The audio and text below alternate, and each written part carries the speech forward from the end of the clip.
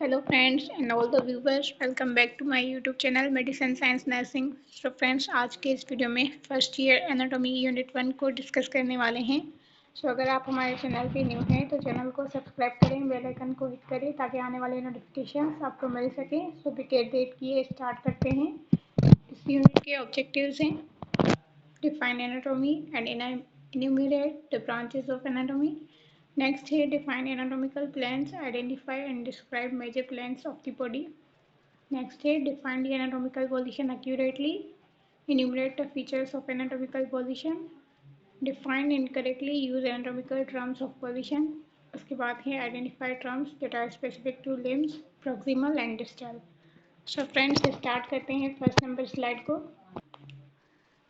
The term anatomy is derived from two Greek words. Latin नहीं होगा यहाँ पे, सिर्फ ग्रीक वर्ड्स, क्योंकि एनाटॉमी जो है वो ग्रीक वर्ड से ड्राइव की गई है. एना मीन्स अ पार्ट, एंटोमी मीन्स टू कट, कि बॉडी के किसी इंटरनल पार्ट को कट करना, डायसेक्ट करना एंड उसकी स्टडी करना, एनालाइज करना, उसको कहते हैं एनाटॉमी.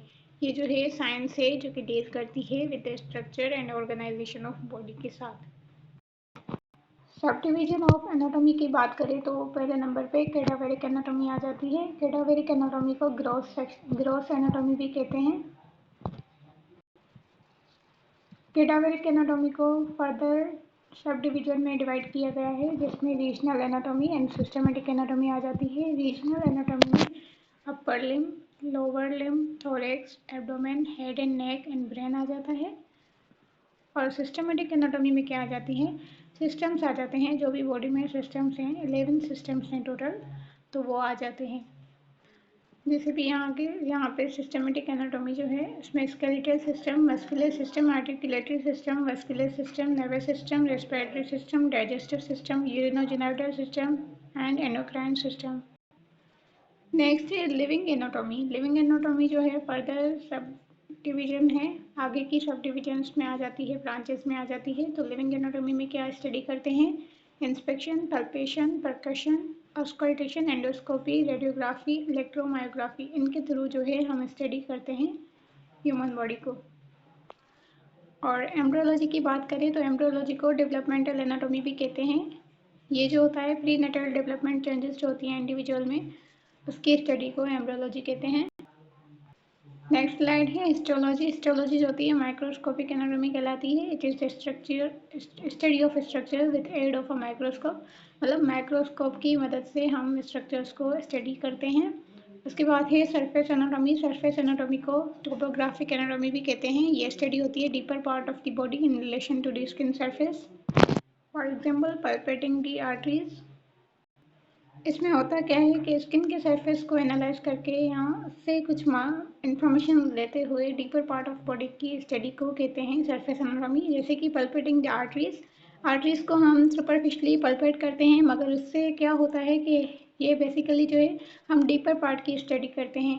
आर्टरीज को तो ऊपर से पल्पेट करते हैं, मगर उनको पल्पेट करने से मालूम क्या होता है, वो जो है study of deeper part of body को शो करता है.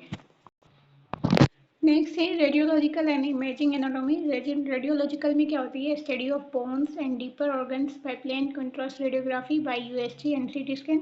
अल्ट्रासोनोग्राफी या सीटी स्कैन रेडियोग्राफी को यूज़ करते हुए स्टडी करते हैं बोन्स की एंड डीपर ऑर्गन्स की. ठीक है. उसके अलावा है कंपेरेटिव एनाटॉमी. कंपेरेटिव एनाटॉमी जो है स्टडी है anatomy of the other animals to explain the changes in form, structure and function of different parts of human body. तो यहाँ पे हम कंपेयर करते हैं एनाटॉमी को, मतलब ह्यूमन बॉडी की एनाटॉमी को डिफरेंट स्पीशीज़ के साथ कंपेयर करते हैं. अगर हम एनाटॉमिकल पोजीशंस की बात करें तो पर्सन जो एनाटॉमिकल पोजीशन में क्या होता है कि पर्सन जो होता है स्ट्रेट स्टैंड करता है, जैसे कि यहाँ पे स्ट्रेट है. ठीक है. उसके बाद है eyes looking forward, both arms by the side of the body. दोनों आर्म्स जो होती हैं साइड ऑफ द बॉडी पे होनी चाहिए. आइज जो हैं फॉरवर्ड लुकिंग होनी चाहिए. पाम्स फेसिंग फॉरवर्ड, जो हाथों की पाम्स हैं ये फॉरवर्ड की तरफ, जैसे कि इस पिक्चर में दिखाया गया है. उसके अलावा है बोथ फीट टुगेदर, दोनों पाँव जो है एक साथ हों. तो ये जो है एनाटॉमिकल पोजीशन को डिफाइन करती है स्ट्रक्चर. ये एमसीक्यूज में भी आता है एनाटॉमिकल पोजीशन के अबाउट. एंड एनाटॉमिकल पोजीशन जो है वाइवा में तकरीबन पूछी जाती है. और अगर सुपाइन पोजीशन की बात करें तो सुपाइन पोजीशन में क्या होता है, person is lying on his back, जैसे ये अपनी बैक पे लाई कर रहा है, आर्म्स बाय साइड, आर्म्स उसकी साइड पे होनी चाहिए, पाम्स फेसिंग अपवर्ड, उसकी पाम्स जो है वो अपवर्ड की डायरेक्शन में होनी चाहिए, फीट पुट टुगेदर, और जो पाँव है दोनों एक साथ होने चाहिए। ये जो है सुपाइन पोजीशन को शो करता है। इसके अलावा बात करते हैं प्रोन पोजीशन की। प्रोन पोजीशन मतलब person lying on his face, chest and abdomen, person जो है अपनी फेस पे लाई करता है, चेस्ट पे एंड एब्डोमेन पे, ठीक है, तो इसको कहते हैं प्रोन पोजीशन। नेक्स्ट पोजीशन है lithotomy position, person lying on his back with legs up, जिसमें वो अपनी बैक पे लाई करता है मगर उसकी लेग्स जो होती हैं वो अप होती हैं, and feet supported in straps, वो जो पाँव होते हैं वो स्ट्रेप्स में सपोर्टेड होते हैं। सो फ्रेंड्स, नेक्स्ट स्लाइड है प्लेन्स के अबाउट। तो बेसिकली 3 प्लेन्स होते हैं एनाटॉमी में। फर्स्ट नंबर पे मीडियन प्लेन आ जाता है, जिसको मिड सैजिटल प्लेन कहते हैं या फिर लॉन्गिट्यूडिनल प्लेन कहते हैं।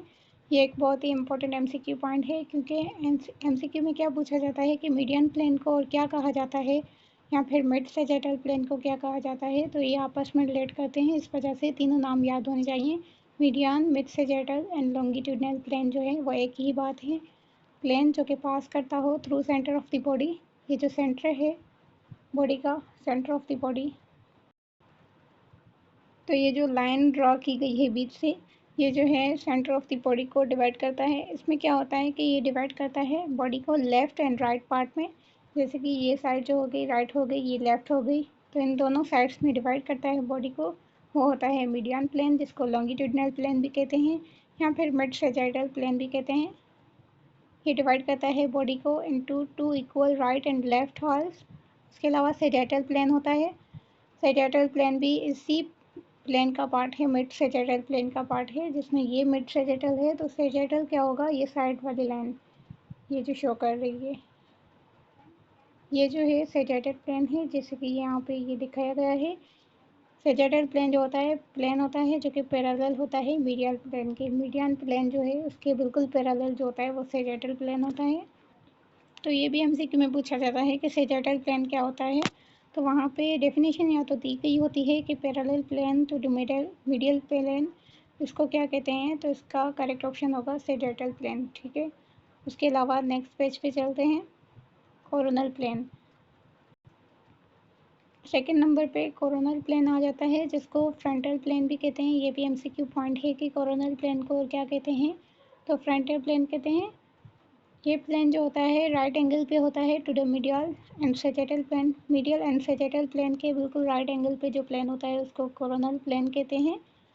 कोरोनल प्लेन जो होता है बॉडी को डिवाइड करता है एंटीरियर एंड पोस्टीरियर में, ठीक है, एंटीरियर एंड पोस्टीरियर हाफ में डिवाइड करता है। उसके अलावा है ट्रांसवर्स एंड हॉरिजॉन्टल प्लेन, जिसको एक्सियल प्लेन भी कहा जाता है। ट्रांसवर्स, हॉरिजॉन्टल एंड एक्सियल, ये तीनों एक ही प्लेन के नाम हैं, ठीक है। तो यहाँ पे भी एमसीक्यू पॉइंट बनता है कि ट्रांसवर्स प्लेन को और क्या कहा जाता है, हॉरिजॉन्टल कहा जाता है, एक्सियल प्लेन कहा जाता है। तो इस प्लेन में क्या होता है, a plane at right angle to the both sagittal, ये प्लेन जो होता है राइट एंगल पे होता है सैजिटल एंड कोरोनल दोनों के कंपेरिजन में। और ये जो है डिवाइड करता है बॉडी को अपर एंड लोअर पार्ट में। यहाँ पे बॉडी को अपर एंड लोअर पार्ट में, ये अपर पार्ट हो गया एंड ये लोअर पार्ट हो गया। यहाँ पे इमेज दी गई है कोरोनल प्लेन की। कोरोनल प्लेन को फ्रंटल प्लेन भी कहा जाता है। ये बॉडी को इंटीरियर ये वाली साइड एंड पोस्टीरियर, तो ये बॉडी को बीच से डिवाइड करता है एंटीरियर एंड पोस्टीरियर में। यहाँ पे एनाटॉमिकल प्लेन्स जो 3 हैं उनकी पिक्चर दी गई है। सैजिटल प्लेन जो कि बॉडी को राइट एंड लेफ्ट में डिवाइड करता है। उसके अलावा है फ्रंटल प्लेन जो कि एंटीरियर एंड पोस्टीरियर डायरेक्शन में बॉडी को डिवाइड करता है, एंड ट्रांसवर्स प्लेन जो कि अपर एंड लोअर पार्ट में डिवाइड करता है बॉडी को। ऑब्लिक प्लेन की बात करें तो ऑब्लिक प्लेन ऐसा प्लेन होता है कि जिसमें किसी भी टाइप की एंगल आ जाती है, सिर्फ हॉरिजॉन्टल एंड वर्टिकल एंगल को छोड़ के, तो इसको कहते हैं ऑब्लिक प्लेन। ऑब्लिक का मतलब होता है समथिंग इज़ नॉट पैरेलल और राइट एंगल। ऑब्लिक का मतलब होता है कोई चीज़ जो कि पैरेलल ना हो, ऐसे ना हो, ऐसे ना हो, हॉरिजॉन्टल प्लेन में ना हो, राइट एंगल पे ना हो, तो इसको कहते हैं oblique. An easy way to remember this to remember is oblique are odd angles. Odd angles होती हैं, मतलब पैरेलल नहीं होती, एंड राइट एंगल पे भी नहीं होती and horizontal and vertical angle के साथ भी मैच नहीं करती। ये एक टेबल दी गई है जिसमें anatomical positions and directional terminology को डिस्क्राइब किया गया है। पोजीशनल टर्म में जैसे कि एनाटॉमिकल पोजीशन कौन सी होती है, standing with the feet palms facing front, तो इसको कहते हैं एनाटॉमिकल पोजीशन। उसके अलावा अगर सुपाइन पोजीशन का पूछा जाए तो सुपाइन पोजीशन में क्या होता है, lying on the back face upward होता है। प्रोन पोजीशन में क्या होता है, lying on the front end face downward. उसके अलावा डायरेक्शनल टर्म्स आ जाते हैं। सुपीरियर, सुपीरियर किस चीज़ को शो करता है, अबव। सुपीरियर मतलब अबव, इन्फीरियर मतलब बिलो और लोअर। एंटीरियर का मतलब क्या होता है, in front of, in front of मतलब आगे की तरफ। पोस्टीरियर का मतलब क्या होता है, बैक। इसके अलावा मीडियल की बात करें तो मीडियल जो होता है closer toward mid line, mid line के जो क्लोज हो उसको मीडियल कहते हैं। लेटरल जो होता है जो कि मिड लाइन से अवे हो, दूर हो, उसको लेटरल कहते हैं। प्रॉक्सिमल किसको कहते हैं, closer to the root of limb, जहाँ पे लिम्ब की रूट है उसके क्लोजर को प्रॉक्सिमल कहते हैं। डिस्टल इसको कहते हैं कि रूट ऑफ लिम्ब से फार्दर हो, दूर हो। सुपरफिशियल किस चीज़ को कहते हैं, closer to the surface of body, उसको सुपरफिशियल कहते हैं। डीप जो होता है सरफेस ऑफ बॉडी से दूर हो उसको डीप कहते हैं। इसके अलावा बात करें पाल्मर की, तो पाल्मर क्या होता है, anterior aspect of hand, hand का जो एंटीरियर साइड होता है आगे वाला हिस्सा जो होता है उसको पाल्मर कहते हैं। और अगर डोर्सल की बात करें, डोर्सल मतलब पीछे वाला, तो हैंड्स एंड फीट में पीछे वाले को कहते हैं डोर्सल। जैसे कि posterior aspect of hand and top aspect of foot, foot का जो टॉप एस्पेक्ट होता है ऊपर वाला हिस्सा जो होता है फुट का उसको कहते हैं डोर्सल। एंड हैंड का जो पोस्टीरियर एस्पेक्ट होता है उसको कहते हैं डोर्सल। और प्लांटर जो होता है, अब प्लांटर जो होता है बॉटम एस्पेक्ट ऑफ फुट को कहते हैं, ठीक है। फुट का जो नीचे वाला साइड होता है उसको प्लांटर कहते हैं। जैसे कि इमेज में दिखाया गया है, डोर्सल एस्पेक्ट ऑफ फुट जो होता है वो ऊपर वाला पार्ट होता है और नीचे जो होता है नीचे वाला पार्ट फुट के उसको कहते हैं प्लांटर एस्पेक्ट ऑफ फुट। उसके अलावा पोस्टीरियर एंड इंटीरियर, जो पीछे वाली साइड होती है उसको पोस्टीरियर कहते हैं, इंटीरियर यानी कि आगे वाली साइड को एंटीरियर कहते हैं। प्रॉक्सिमल जो कि लिम्ब जो है उसकी जो ओरिजिन होती है उसको प्रॉक्सिमल कहते हैं। और जो ओरिजिन से अवे वाला पार्ट होता है उसको डिस्टल कहते हैं। जैसे कि फुट जो है ओरिजिन से बहुत ज़्यादा दूर है तो इसको डिस्टल पार्ट कहते हैं। And dorsal hand of aspect देखें तो पीछे वाली साइड जो होती है हैंड की उसको डोर्सल एस्पेक्ट ऑफ हैंड कहेंगे और आगे वाला जो है उसको कहेंगे Palmer aspect of hand. Superficial and deep की बात करें तो ऊपर वाला पार्ट जो होता है वो सुपरफिशियल होता है और जो इंटरनल पार्ट होता है वो डीप वाला होता है, ठीक है। जैसे कि बॉडी सरफेस की बात करें, स्किन जो होता है वो सुपरफिशियल हो गया और स्किन के अंदर जो ऑर्गन्स आ गए वो डीप में आ जाते हैं, डीप पार्ट में आ जाते हैं। इसके अलावा इन्वेजिनेशन क्या होता है, अंदर की तरफ आना, और इवेजिनेशन मतलब आउटवर्ड की तरफ जाना, बाहर की तरफ जाने को इवेजिनेशन कहते हैं। इन्वेजिनेशन मतलब अंदर की तरफ आना। नेक्स्ट स्लाइड है term used in relation to upper limb and lower limb. Upper limb and lower limb के रिलेशन में जो टर्म्स यूज होते हैं जैसे कि वेंट्रल एंड एंटीरियर, वेंट्रल को एंटीरियर भी कहते हैं, डोर्सल को पोस्टीरियर भी कहते हैं। उसके अलावा मीडियल बॉर्डर आ जाता है, lateral border, proximal, Palmer, dorsal, flexor, extensor. Lower limb में देखें तो posterior, anterior, medial border, lateral border, flexor, extensor, proximal, ये सारे जो है टर्म्स हैं जो कि यूज होते हैं upper limb and lower limb के रिलेशन में। अब है terms related to body movement, body movement के रिलेटेड जो टर्म्स होते हैं जैसे कि ग्लाइडिंग मूवमेंट आ जाता है। ग्लाइडिंग में क्या होता है, relatively flat surfaces move back and fourth, flat surfaces जो होते हैं वो बैक एंड फोर्थ जो है मूव करते हैं side to side with respect to one another. तो इसके एग्जांपल में ग्लाइडिंग मूवमेंट ऑफ हैंड आ जाता है, जैसे कि इस पिक्चर में दिखाया गया है। ये हाथ जो है अपनी साइड की तरफ से इस साइड मूव करे या फिर बार बार इस साइड मूव करे, तो ये जो बैक एंड फोर्थ मूवमेंट होती है साइड टू साइड इसको कहते हैं ग्लाइडिंग मूवमेंट। उसके अलावा आ जाता है एंगुलर मूवमेंट। एंगुलर मूवमेंट्स कौन कौन सी होती हैं, फ्लेक्शन, एक्सटेंशन। फ्लेक्शन जो होती है जैसे कि ये आर्म है, ये आर्म है, इसको हमने ऐसे किया तो ये जो है फ्लेक्शन बन गई। तो फ्लेक्शन में भी एंगुलर मूवमेंट आ जाती है। और अगर एक्सटेंशन की बात करें तो इसी आर्म को अगर हम एक्सटेंड करते हैं तब भी जो है क्या होती है मूवमेंट। ये जो आर्म है सीधी सीधी ये एल्बो पॉइंट है, तो यहाँ पे एक्सटेंशन में क्या होता है कि यहाँ पे भी एंगल बनती है, तो ये एंगुलर मूवमेंट हो गई। लेटरल फ्लेक्शन में भी एंगल बनती है اس کے علاوہ ایڈکشن میں بھی اینگل بنتی ہے، ایبڈکشن میں بھی اینگل بنتی ہے۔ اسپیشل مومنٹس کی بات کریں تو اسپیشل مومنٹس میں پرونیشن، سپینیشن، پروٹیکشن، ریٹریکشن، انورجن، ایورجن، یہ آگے چل کے پڑھیں گے آگے کی سلائڈس میں، ان کے بارے میں ڈیٹیل میں لکھا ہوا ہے۔ اس کے علاوہ روٹیشن میں کیا ہوتی ہے، medial rotation and lateral rotation آ جاتی ہے۔ اب مومنٹ کی بات کریں تو فلیکشن کیا ہوتی ہے، دیر از a decrease in angle between articulating bonus. Articulating bonus جو ہوتی ہیں آپس میں ملنے والی جو بونس ہوتی ہیں ان کے درمیان اینگل جو ہوتا ہے وہ ڈیکریز ہو جاتا ہے۔ یہ بھی ایم سی کیو پوائنٹ ہے کہ کون سی مومنٹ میں جو ہے اینگل ڈیکریز ہو جاتی ہے، تو فلیکشن میں جو ہے اینگل ڈیکریز ہو جاتی ہے۔ جیسے کہ میں نے آپ کو ایگزامپل دیا، یہ ایک آرم ہے، ٹھیک ہے، تو یہاں پہ یہ ایک سیدھی سیدھی آرم ہے، یہ ایلبو پوائنٹ ہے۔ جب ہم آرم کو جو ہے بینڈ کرتے ہیں، جیسے کہ ایسے بینڈ کیا، تو یہاں پہ کیا ہو گئی، اینگل ڈیکریز ہو گئی، ٹھیک ہے۔ اور اس کے علاوہ جب ہم اس کو ایکسٹینڈ کرتے ہیں، بالکل سیدھا سیدھا کرتے ہیں، تو یہاں پہ اینگل جو ہوگی انکریز ہو جائے گی۔ تو اینگل جس میں انکریز ہو اس کو کہتے ہیں ایکسٹینشن، اور اینگل جس میں ڈیکریز ہو جائے اس کو کہتے ہیں فلیکشن۔ نیکسٹ ہے ایبڈکشن۔ ایبڈکشن کیا ہوتا ہے، movement away from the mid line. Mid line of the body جو ہے اس کی کوئی آرگن ایسا جس کی موومنٹ جو ہے مڈ لائن سے دور ہو جائے، جیسے کہ ہاتھ جو ہے ہمارا مڈ لائن سے دور ہے، تو اس کو کہتے ہیں ایبڈکشن۔ اور ایڈکشن جو ہوتا ہے movement toward the mid line, mid line کی طرف جو ہے موومنٹ کرنا، اس کو کہتے ہیں ایڈکشن۔ نیکسٹ ہے روٹیشن۔ روٹیشن کی بات کریں تو اس میں کیا ہوتا ہے، movement around a longitudinal Axis. Longitudinal Axis کے اراؤنڈ موومنٹ کو کہتے ہیں روٹیشن، جس میں روٹیشن آف ہیڈ ایگزامپل میں آ جاتا ہے۔ اس کے علاوہ سرکمڈکشن میں کیا ہوتا ہے، موومنٹ ان سرکولر موشن۔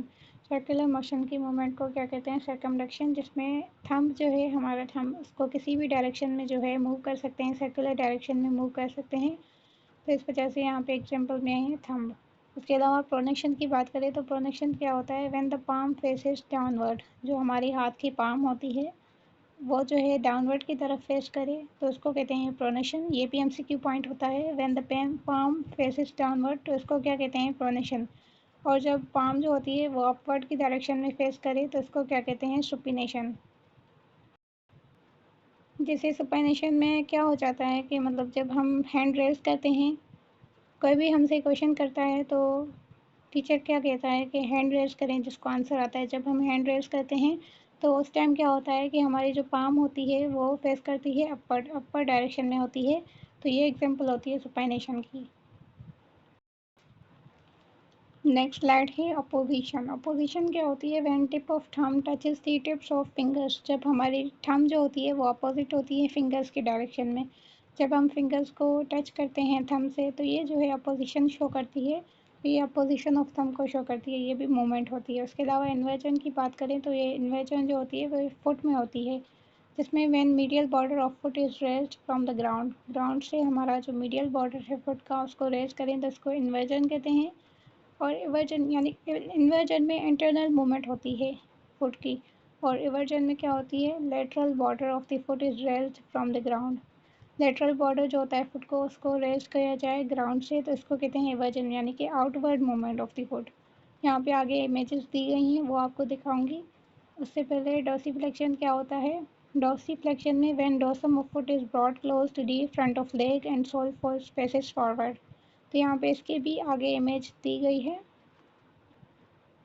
اس میں ڈورسل سائڈ جو ہوتی ہے، بیکورڈ سائڈ جو ہوتی ہے فٹ کی، اس کو کیا کیا جاتا ہے، کلوز کیا جاتا ہے، لیکن مطلب اس کو جو ہے ہم اپر ڈائریکشن میں موو کرتے ہیں، جس کی وجہ سے کیا ہوتی ہے کہ ہمارا جو ڈورسل اسپیکٹ آف فٹ ہوتا ہے وہ اپوزٹ ہو جاتا ہے لیگ کی ڈائریکشن میں۔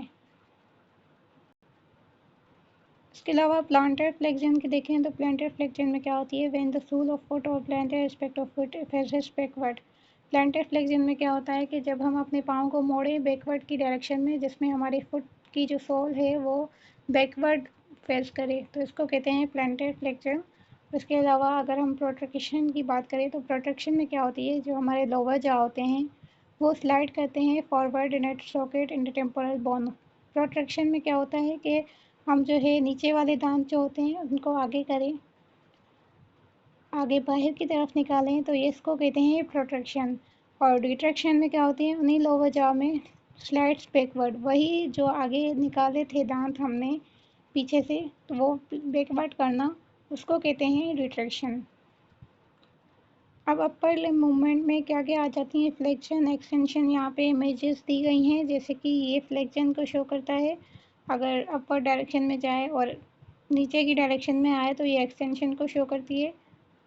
अब यहाँ पे जो फ्लेक्शन और एक्सटेंशन का कॉन्सेप्ट यहाँ पे मेन दिया गया है कि ये जो है नॉर्मल पोजीशन में है, ठीक है।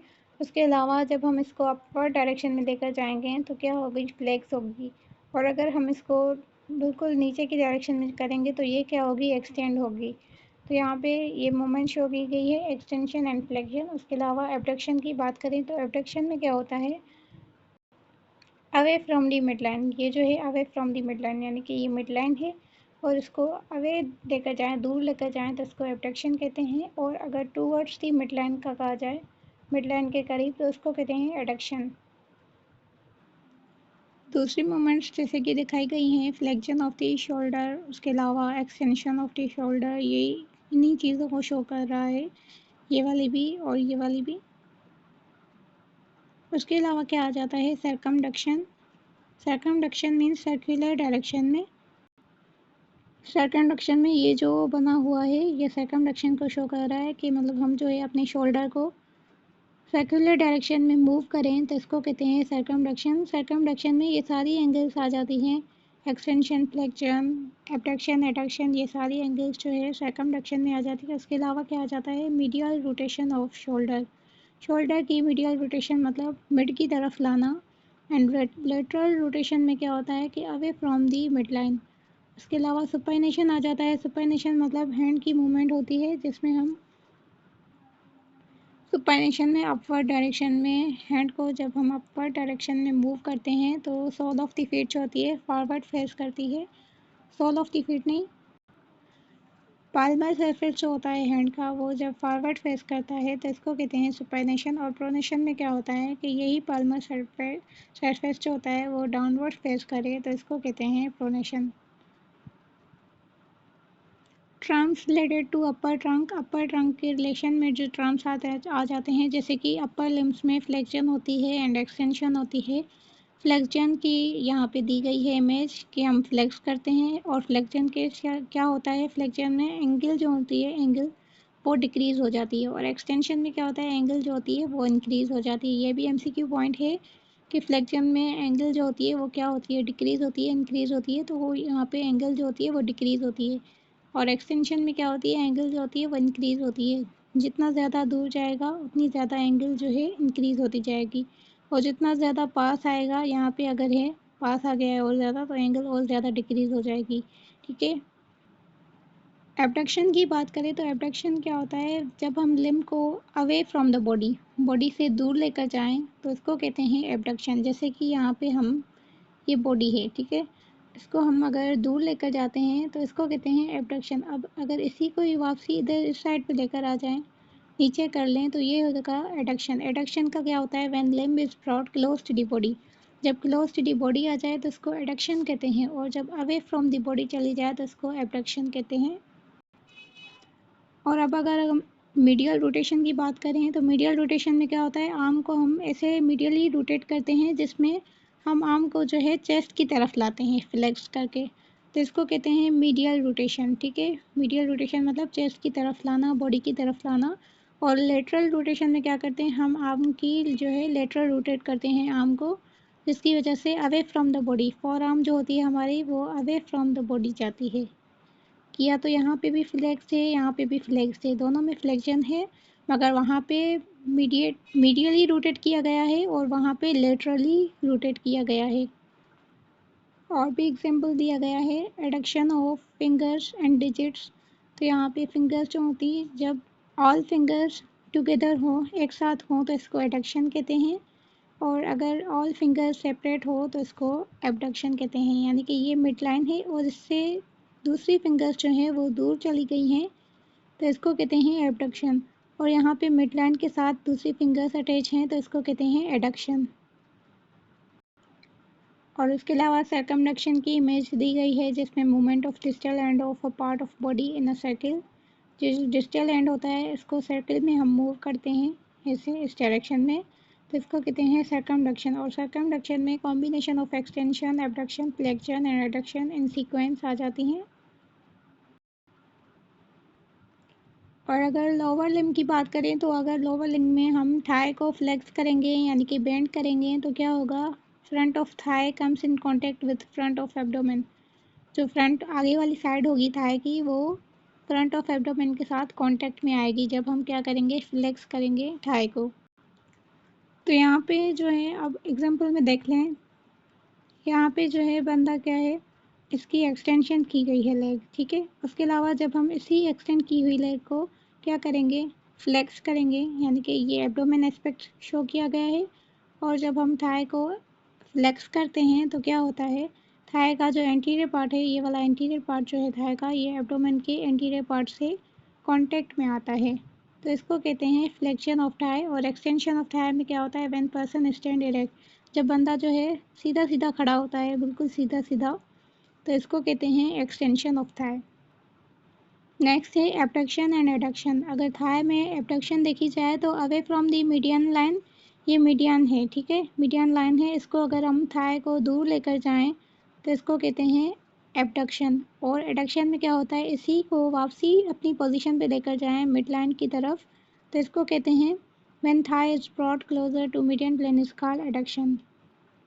और अगर हम नी को देखें तो फ्लेक्शन ऑफ नी में क्या होता है, when back of thigh and back of leg comes in opposition. Back of thigh जो है, थाई का जो बैकवर्ड पार्ट है एंड लेग का जो बैकवर्ड पार्ट है आपस में अपोजिशन में आ जाएं, एक दूसरे के बिल्कुल अपोजिशन में आ जाएं, तो इसको कहते हैं flexion of knee.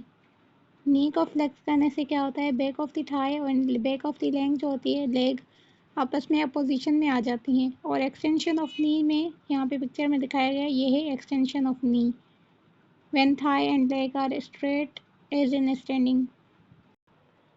Dorsi flexion of foot की बात करें तो इसमें क्या होता है, डोर्सम ऑफ द फुट, ये जो ऊपर अपर पार्ट होता है जिसको हम डोर्सल साइड कहते हैं, जब इसको हम क्लोज लेकर आते हैं लेग की फ्रंट साइड की, ये लेग की फ्रंट साइड है, और जब इसी पार्ट को हम ऊपर पाँव को जब हम ऊपर की डायरेक्शन में करते हैं तो इनको आपस में कांटेक्ट में लाने को कहते हैं डोर्सी फ्लेक्शन ऑफ फुट।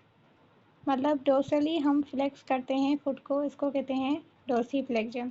उसके अलावा प्लांटर फ्लेक्शन में क्या होता है, जो सोल ऑफ द फीट होती है, यहाँ पे इमेज जो है तो ये नीचे की तरफ चली गई है, तो यहाँ पे जो जैसे ये सोल ऑफ द फुट है इसको बैकवर्ड डायरेक्शन में मूव करना, बिल्कुल ऐसे जैसे यहाँ पे किया गया है। Plantar flexion of the foot, तो when the sole of foot is और plantar aspect of foot faces backward, ये जो प्लांटर एस्पेक्ट होता है फुट का, जैसे ये है लेग और ये है पाँव, तो इसका जो प्लांटर एस्पेक्ट है नॉर्मल पोजीशन पे है डाउनवर्ड। और जब हम खड़े खड़े पाँव को ऐसे बेंड करते हैं तो इससे क्या होता है, प्लांटर एस्पेक्ट ऑफ फुट जो होती है वो बैकवर्ड फेस करती है। और अगर हम खड़े खड़े पाँव को ऊपर डायरेक्शन की तरफ करें तो यहाँ पे dorsal aspect of the foot जो होती है वो फेस करती है, कहाँ पे फेस करती है, किस चीज़ को, तो यहाँ पे लेग की तरफ डोर्सल साइड फेस करती है, जबकि इसकी आगे वाली यानी कि सोल साइड जो होती है वो फॉरवर्ड फेस करती है। नॉर्मली अगर देखा जाए तो पाँव अगर हम खड़े हैं तो ऐसे रखा हुआ होता है, जिसमें sole of the feet downward face करती है। और जब हम खड़े होते हैं और पाँव को ऊपर की तरफ मूव करते हैं तो क्या होता है, सोल ऑफ द फीट जो होती है वो फेस पर अपवर्ड यानी कि इस डायरेक्शन में सामने फेस करती है। और उसके अलावा जब हम इसको क्या करते हैं, प्लांटर फ्लेक्शन करते हैं तो क्या होता है, सोल ऑफ द फीट जो होती है वो बैकवर्ड जो है फेस करती है। अब है inversion of foot. Inversion of foot किस चीज़ को शो करता है, when medial border of foot is raised from the ground, जब मीडियल बॉर्डर जो है फुट का ग्राउंड की तरफ ग्राउंड से रेज किया जाए तो इसको कहते हैं इन्वर्जन ऑफ फुट। यहाँ पे अपने पाँव को जो है मोड़ना होता है, जिसमें हम अगर मीडियल साइड पे मोड़ते हैं तो इसको कहते हैं इन्वर्जन। और अगर हम आउटवर्ड की डायरेक्शन में पाँव को मोड़ते हैं तो क्या होता है, eversion. Eversion of foot when lateral border of foot is raised from the ground.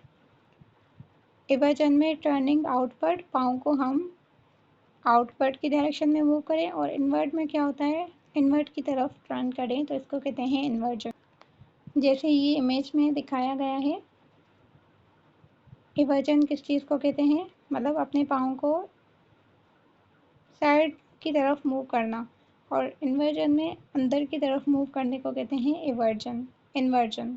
उसके अलावा क्या है, डॉर्सीफ्लेक्शन और प्लांटर फ्लेक्शन की इमेज भी शो की गई है, जिसमें प्लांटर फ्लेक्शन में पाँव को हम बैकवर्ड मूव करते हैं, जिसमें सोल ऑफ द फीट जो होती है वो फेस करती है बैकवर्ड।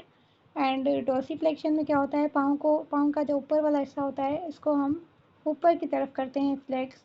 तो इसमें क्या होता है, सोल ऑफ द फीट जो होती है वो फेसवर्ड करती है आउटवर्ड की तरफ, आउटवर्ड जो है फेस करती है। नेक मूवमेंट की बात की जाए तो नेक में फ्लेक्शन होती है, एक्सटेंशन होती है, तो ये न्यूट्रल है, ठीक है, इसमें कोई मूवमेंट नहीं की गई। अब हम इसमें एक्सटेंशन देखते हैं, तो यहाँ पे अगर हम ऐसी पोजीशन में आ जाते हैं तो ये एक्सटेंशन को शो करती है, मतलब नेक में जो है एक्सटेंशन आ गई। और फ्लेक्शन में ये जो है फ्लेक्शन को आगे की तरफ मूव करना, इसको फ्लेक्शन कहते हैं। एंड राइट लेटरल फ्लेक्शन, जब राइट साइड लेटरल साइड पे थोड़ा सा मूव करे तो इसको लेटरल फ्लेक्शन कहते हैं। इसके अलावा लेफ़्ट लेटरल फ्लेक्शन जो होती है, अगर लेफ़्ट साइड मूव करे थोड़ा सा तो इसको लेफ़्ट लेटरल फ्लेक्शन कहेंगे। इसके अलावा राइट रोटेशन की बात करें तो राइट साइड रोटेट करे तो इसको राइट रोटेशन कहते हैं, एंड लेफ़्ट साइड रोटेट करे तो इसको लेफ़्ट रोटेशन कहते हैं। उसके अलावा दूसरी मूवमेंट्स होती हैं ओपनिंग ऑफ द माउथ, ये भी जो है इसमें भी रोल प्ले होता है। ओपनिंग ऑफ द माउथ में मैंडिबल जो होती है वो डिप्रेस हो जाती है, और इसके अलावा जब हम क्लोज कर देते हैं माउथ को तो मैंडिबल जो होती है वो एलिवेट हो जाती है। और इसके अलावा प्रोट्रूजन और रिट्रैक्शन जो कि हमने पीछे पढ़ा था, प्रोट्रूजन क्या होता है, जिसमें मैंडिबल प्रोट्रूजन यानी कि प्रोटेक्शन ऑफ लोअर जा की प्रोटेक्शन, यानी कि जो दांत थे नीचे वाले उनको बाहर की तरफ लाना, इसको कहते हैं प्रोटेक्शन ऑफ लोअर जा। और जब हम उन्हीं दांतों को अंदर की तरफ लेकर जाएं, मतलब बिल्कुल बैकवर्ड लेकर जाएं, तो इसको कहते हैं रिट्रैक्शन ऑफ लोअर जा, मैंडिबुलर रिट्रैक्शन कहते हैं इसको। इन द ट्रंक की बात करें तो बैकवर्ड बेंडिंग को कहते हैं एक्सटेंशन, एंड फॉरवर्ड बेंडिंग को क्या कहते हैं, फ्लेक्शन। जैसे कि ये फॉरवर्ड बेंडिंग है, इसको कहते हैं फ्लेक्शन, और बैकवर्ड बेंडिंग को क्या कहते हैं, एक्सटेंशन कहते हैं। एंड स्लाइडवर्ड मूवमेंट को कहते हैं lateral flexion, and sideward rotation को कहते हैं लेटरल रोटेशन। इसके अलावा टर्म्स आ जाते हैं जो कि मसल्स को डिस्क्राइब करने में यूज़ होते हैं, तो यहाँ पे ओरिजिन एंड इंसर्शन आ जाता है। ओरिजिन मतलब मसल का वो एंड जो कि रिलेटिवली फिक्स होता है कॉन्ट्रैक्शन के दौरान, जब मसल्स कॉन्ट्रैक्ट करे तब भी वो एंड जो होता है फिक्स होता है, उसको कहते हैं ओरिजिन। जैसे कि ये वाला एंड जो होता है फिक्स होता है मसल का, जबकि इंसर्शन में क्या होता है, एंड ऑफ मसल, यहाँ पे जो दूसरा एंड होगा मसल का ये जो है मूव करेगा कॉन्ट्रैक्शन के दौरान। टर्म्स जो कि यूज़ होते हैं मसल्स को डिस्क्राइब करने के लिए, तो एक ओरिजिन, दूसरा इंसर्शन, नेक्स्ट है बेली, टेंडन, एपोन्यूरोसिस, रेफी, लिगामेंट्स, ये सारे जो टर्म्स हैं यूज़ होते हैं मसल्स को डिस्क्राइब करने के लिए। बेली जो है ये वाला पार्ट जो होता है ये बेली होता है मसल्स का, और ओरिजिन ये वाला पार्ट होता है जो कि फिक्स होता है, एंड इंसर्शन दूसरा पार्ट होता है जो कि कॉन्ट्रैक्शन के दौरान फिक्स नहीं होता, मूव करता है। एंड लिगामेंट्स क्या होती हैं, लिगामेंट्स जो होती हैं बोन को बोन से कनेक्ट करती हैं। उसके अलावा टेंडन क्या होता है, टेंडन जो होता है मसल को बोन से कनेक्ट करता है। इसके अलावा जो कि टर्म्स यूज़ होते हैं विज़ल्स को डिस्क्राइब करने के लिए वो होते हैं arteries, veins, venae comitantes, capillaries, sinusoids, anastomosis. Body cavities की बात करें तो ये एक एम्प्टी स्पेस होता है within a solid object in a particular human body. Body contains many cavities, body में बहुत सारी कैविटीज़ होती हैं, such as cranial cavity within the skull. Cranial cavity जो होती है स्कल के अंदर होती है, जिसमें कौन सा ऑर्गन होता है, ब्रेन होता है। उसके अलावा इस बात करें तो विद इन द रिबकेज के अंदर होती है थोरेसिक कैविटी। एब्डोमिनल कैविटी में क्या जाता है, from the diaphragm to the bottom of the trunk, abdominal cavity होती है। उसके अलावा पेल्विक कैविटी होती है, from the pelvic rim to the F pore of the trunk to the floor of the trunk. अब यहाँ पे इमेजेस में शो किया गया है, ये जो है क्रेनियल कैविटी है जिसमें ब्रेन आ जाता है, क्रेनियल कैविटी कंटेनिंग ब्रेन। उसके अलावा एब्डोमिनल कैविटी, ये है abdominal cavity, this is pelvic cavity, ये जो है थोरेसिक कैविटी है। बॉडी के सिस्टम्स की बात करें तो टोटल जो होते हैं वो 11 सिस्टम्स होते हैं, ये MCQ पॉइंट भी आया हुआ है। पास्ट में बहुत बार रिपीट हो चुका है। तो टोटल ह्यूमन बॉडी में 11 सिस्टम्स होते हैं। तो यहाँ पे रेस्पिरेटरी सिस्टम में क्या आ जाता है?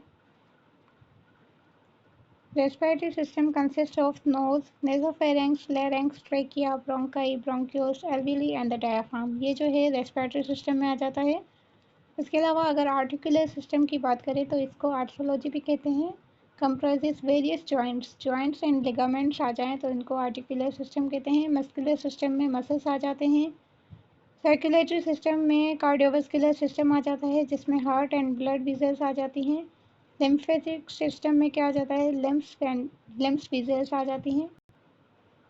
उसके अलावा स्केलेटल सिस्टम जिसमें bones, numerous cartilage and bones आ जाती हैं। इंटेग्यूमेंट्री सिस्टम में स्किन की स्टडी को इंटेग्यूमेंट्री सिस्टम कहते हैं और उसके साथ वेरियस अपेंडेजेस में hairs, sweat glands, sebaceous glands and nails आ जाते हैं। उसके अलावा है डाइजेस्टिव सिस्टम में वेरियस डाइजेस्टिव ऑर्गन्स आ जाते हैं। यूरिनरी सिस्टम में kidneys, urinary bladder and urethra आ जाता है। रिप्रोडक्टिव सिस्टम में क्या आ जाता है? Andrology in males, gynaecology in females. तो यहाँ पे सिस्टमेटिक अप्रोच शो की गई है जिसमें 11 सिस्टम्स कंप्लीट लिखे हुए हैं। तो ये सारे ह्यूमन बॉडी में होते हैं। उसके अलावा एंडोक्राइन सिस्टम की बात करें तो इसमें डक्टलेस ग्लैंड होते हैं जैसे कि pituitary, thyroid, which produces hormone. Ductless gland जो होते हैं वो हार्मोन्स प्रोड्यूस करते हैं। उसके अलावा स्पेशल सेंस ऑर्गन्स जो हैं उनमें क्या आ जाता है? Sense of taste, sight, smell, hearing, balance and touch. Nervous system में क्या आ जाता है? Central nervous system and peripheral nervous system. ये लास्ट स्लाइड है, इसमें क्या है? Arrangement of structure in body from within outward. तो यहाँ पे क्या है? बोन्स जो होती हैं वो सपोर्टिंग फ्रेमवर्क होती है बॉडी का। ये MCQ पॉइंट है।